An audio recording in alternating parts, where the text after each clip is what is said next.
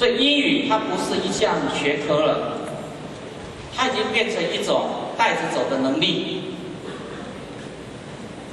但是很多人只说我会说英文，但是不要忘记语文，它实际上是一种文化的代表。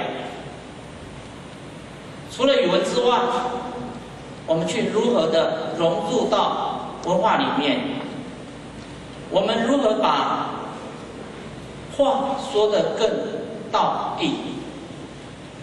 也就从发音，从腔调，我们如何去融入？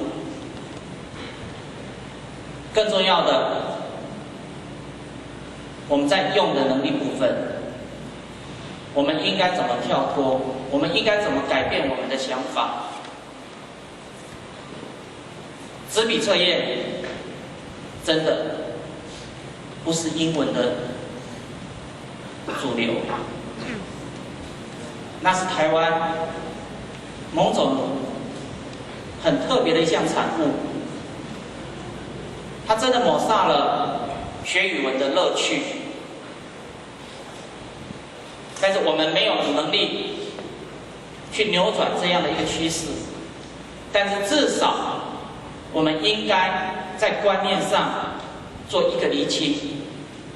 我们今天学英文的目的到底是在哪里？所以今天我们很感谢有这样的一个机会，让大家去更了解英文它的乐趣在哪里。也希望大家要建立一个新的观念，英文绝对是一种能力，它绝对不是一科学科。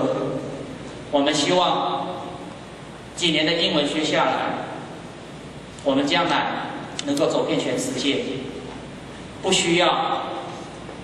用怕，好好的为我们自己的未来扩展光明的一天。